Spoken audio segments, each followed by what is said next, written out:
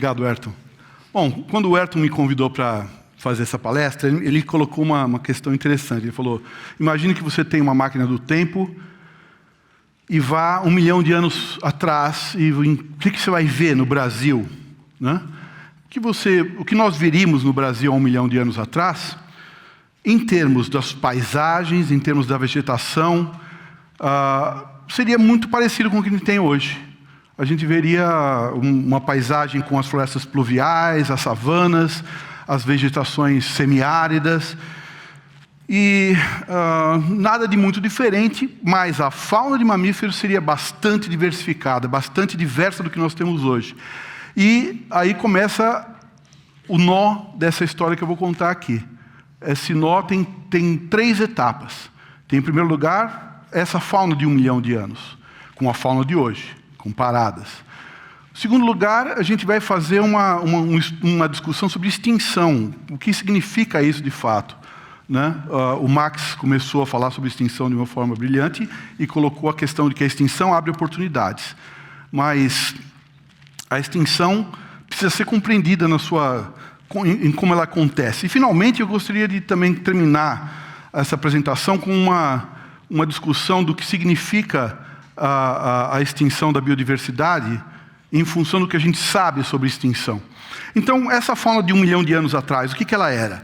Era muito diferente. Para começar, a gente tinha basicamente tudo o que a gente tem hoje. Todos os mamíferos atuais estavam presentes há 1 milhão de anos atrás. 1 milhão de anos atrás é uma idade tão recente que você provavelmente teria poucos gêneros de mamíferos atuais que já não existiriam nessa época. Todos eles estavam ali. Então nós teríamos os macacos que a gente conhece, a gente teria os marsupiais diversificados, teria os tatus, as preguiças, a anta, os porcos do mato, vários tipos de roedores, né? Seria a nossa fauna de hoje, mais acrescida de um componente que hoje desapareceu, que não está mais presente entre nós, um componente que há 1 milhão de anos atrás era hiper importante, fundamental na estrutura dos ecossistemas sul-americanos e, por conseguinte, também do Brasil. E esses bichos não estão mais aqui, esses bichos são absolutamente incríveis. Para começar, alguns são bem conhecidos, porque são bichos aparentados com formas que a gente tem hoje em outros continentes. Então nós tínhamos, por exemplo, vou começar do maior de todos, a gente tinha 2 gêneros de mastodontes. O mastodonte é um elefante diferente, é um outro bicho, mas basicamente é um animal parecido com um elefante. Nós tínhamos dois aqui. Nós tínhamos um animal que a gente poderia comparar, era totalmente exclusivo da América do Sul, que a gente poderia comparar com um rinoceronte peludo sem chifre. Eles eram numerosos gêneros da família Toxodontidae. Esses bichos foram todos embora. Estavam presentes aqui. Nós tínhamos camelos verdadeiros, espalhados por vários lugares, os quais sobraram nos Andes, né? As lhamas, vicunhas, alpacas. Mas nós tínhamos também uns camelos que não eram camelos, né? Uns bichos, uns meridiungulatos, bichos de origem sul-americana, com uma morfologia parecida com a de um camelo, mas exclusivos daqui. Eram bichos grandes, mais de 1 tonelada de peso. Nós tínhamos os parentes das preguiças eram extremamente diversificados e com um tamanho muito grande. Então nós tínhamos, por exemplo, preguiças terrestres, cuja altura, se o bicho se pusesse ereto, poderia exceder a 2,5 metros, quase 3 em alguns casos. Nós tínhamos tatus do tamanho de carros compactos. Nós tínhamos roedores do grupo das capivaras, que também tinham esse mesmo tamanho. Vários tipos desses bichos. Então, o que nós tínhamos e que não temos era uma megafauna. Essa megafauna se foi completamente.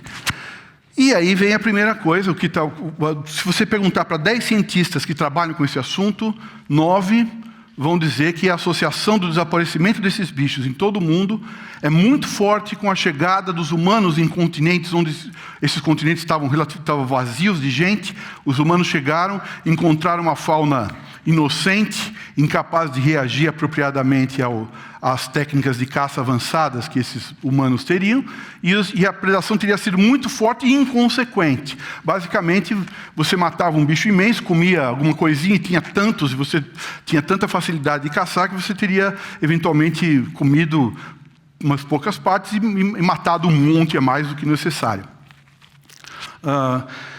Eu nunca me convenci muito bem disso. Até hoje, eu acho que os humanos certamente fizeram isso. Os humanos que sempre foram capazes de fazer esse tipo de coisa, certamente foram muito eficientes nas suas estratégias de caça, e com certeza, em vários casos, em várias linhagens, eles tiveram um papel, se não muito importante, talvez até mais que isso, talvez fundamental para extingui-los.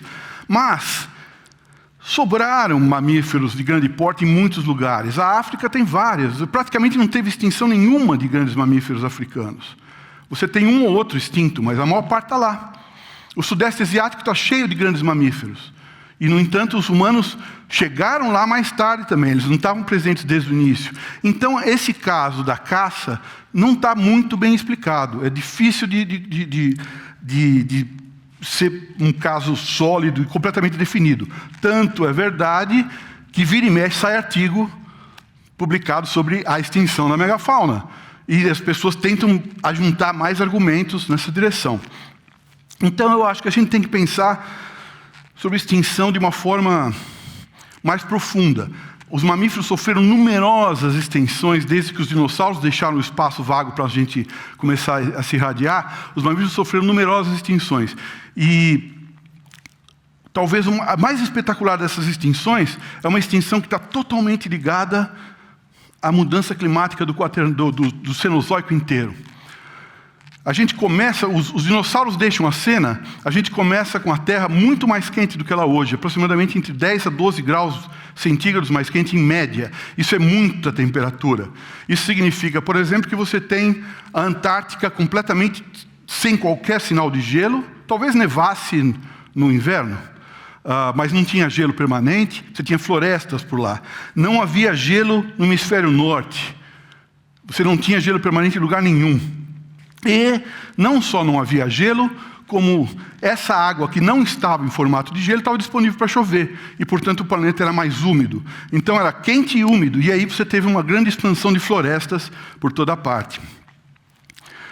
Quando você chega no Eoceno, que foi o ápice do calor, que qualquer mudança climática que nós tenhamos agora é fichinha perto do calor do Eoceno, a diversidade dos herbívoros mamíferos de então, que eram todos eram coisas parecidas ecologicamente com antas, ou às vezes coisas maiores que antas, muito grandes, era gigantesca. A gente tinha 55 famílias de mamíferos herbívoros, isso não é pouca coisa, 55 famílias, mais de 200 gêneros. E isso de uma fauna que tem 35 milhões de anos e, portanto, é conhecida só parcialmente, porque é um registro fóssil que a gente tem. E esses bichos acompanham. Se você fizer pegar a temperatura da Terra no começo do Paleoceno e chegarmos a hoje, o gráfico é mais ou menos assim. O planeta vem esfriando ao longo do tempo. Quando eu ploto essas linhagens de mamíferos herbívoros, comedores de folhas tenras, contra a temperatura, o gráfico vai juntinho. É maravilhoso. E o que acontece, então, é que você tem uma extinção dessa diversidade, a ponto que hoje nós temos uma fração disso. Tem poucos mamíferos herbívoros comedores de folhinhas tenras. Nós temos uma numerosa fauna de bichos comedores de capim, que são ruminantes, bichos que então se deram muito bem com as neopaisagens, as novas paisagens da Terra, que são paisagens savânicas. As florestas que dominavam foram deixando espaço para as campinas, para os campos com gramíneas. E comer gramínea é a coisa mais difícil do mundo, é uma planta muito dura. Tá? Então, são bichos completamente diferentes, eles não competiram entre eles, porque eles nem viviam no mesmo lugar. Um vivia na campina, outro vivia na floresta. Eles não estavam competindo. O que aconteceu que esses bichos aqui perderam a primazia ou dominância na fauna que eles tinham? O que aconteceu foi a única coisa que a gente sabe com certeza que está totalmente relacionada à diversidade taxonômica, que é o tamanho da área. O tamanho da área florestal diminuiu drasticamente, e se você tem menos área, você tem menos espécies. E esse é o caso de a gente fazer uma comparação jocosa aqui, é imaginar aquele desenho animado que você tem um náufrago com um coqueirinho, e ele tem lá, então são duas espécies, uma ilhinha bem pequenininha, né? O coqueiro e um náufrago. Quando você pega uma ilha do tamanho de Madagascar, você pode encher de espécies. E o que aconteceu foi uma redução imensa do espaço. Então, extinção frequentemente está ligada. Extinção pode ser catastrófica. Então, o caso que o Max relatou aqui do final do Cretáceo parece muito fortemente ligado a uma catástrofe que aconteceu e rapidamente mudou o mix da fauna.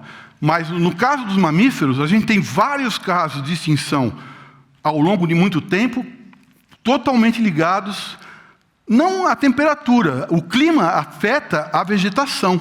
E a vegetação, então, mudando a sua expressão no planeta, muda a diversidade dos bichos. E aí eu vou perguntar para vocês no final. Essa é a minha preocupação de hoje. O que a gente faz no planeta, os humanos hoje, o que a gente faz aqui, é mudar o planeta à nossa feição. Todas as paisagens que a gente produz são paisagens parecidas com aquelas que a gente evoluiu. Então a gente gosta de uma savana, a gente detesta a floresta. A floresta é legal ver de longe. Por dentro você não está vendo nada, você fica com medo, né? A gente gosta de uma graminha, uma árvore aqui, uma árvore lá, bem parecida com a savana da África de onde a gente veio. E agora me mostrou 5 minutos, eu perdi-os.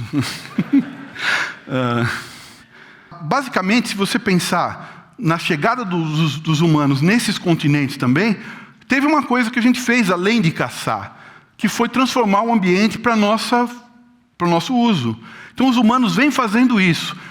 Se essa extinção de poucos milhares de anos atrás, porque tinha esses megamamíferos aqui até 7.000 anos atrás, eles estavam aqui com os humanos, com os nossos índios aqui, convivendo com os índios até outro dia. Hoje nós continuamos fazendo essa ocupação do planeta de forma bastante radical. A gente não tem limites para a maneira como a gente ocupa o espaço. Todo o planeta é nosso. E todo o planeta hoje está dividido para o uso dos humanos até o fim. E o que nós fazemos com a fauna e com a flora é colocá-las em guetos. Todo mundo sabe o que acontece quando a gente coloca alguma coisa num gueto. Você geralmente leva à extinção as pessoas ou as populações que você coloca em guetos. E nós estamos colocando a natureza em guetos, porque os humanos querem todo o espaço para eles. E a coisa mais impressionante é você ver, por exemplo, todos os rios amazônicos, alguns desses rios amazônicos, a gente pensa no Nilo, por exemplo, o Nilo tem 12.000 anos, ele é um rio novíssimo. Os rios amazônicos têm muitos milhões de anos, com as faunas de peixes e de outros bichos que habitam ali, com a flora que habita ali, e tendo evoluído nesses cenários por milhões de anos, mas a gente transforma esses rios só porque a gente precisa de um pouco de energia elétrica. E a gente não tem problema com isso. Mas você vai falar, nós precisamos fazer um desenvolvimento, tem que ser sustentável, etc. O desenvolvimento não é sustentável nunca, porque existe uma dimensão que Darwin nunca colocou de fato na teoria da evolução, e que para mim é crucial, que é o espaço geográfico. E não estou falando de biogeografia. Para você ter evolução nesse sentido de que faunas vão se substituindo, vão se transformando em outras coisas, você precisa ter imensos espaços. Ilhas geralmente são muito restritivas nas respostas evolutivas que as linhagens ilhotas conseguem apresentar ao longo do tempo. Geralmente os bichos ficam pequenos, a diversidade cai, então você precisa de grandes massas continentais. Como os seres humanos hoje ocupam todas as massas continentais e ocupam a maior parte da área dessas massas continentais, a tendência é que você não tenha mais quaisquer chances de linhagens de fato evoluírem em resposta a mudanças futuras. Então, o que os seres humanos estão fazendo é se tornar, de fato, e de direito ou sem direito nenhum, sei lá, a espécie dominante do planeta, com as nossas queridas espécies mais próximas. A gente gosta de trigo, a gente gosta de milho, a gente gosta de banana, gosta de gato, cachorro. E nós vamos então para o futuro, a natureza vai ser essa meia dúzia que a gente gosta bastante, e mais alguma coisa para enfrentar as nossas sacadas, né? Então eu acho que extinção tem a ver com espaço, e os humanos estão pegando todo o espaço. É essa a reflexão que eu tinha para hoje. Então, muito obrigado.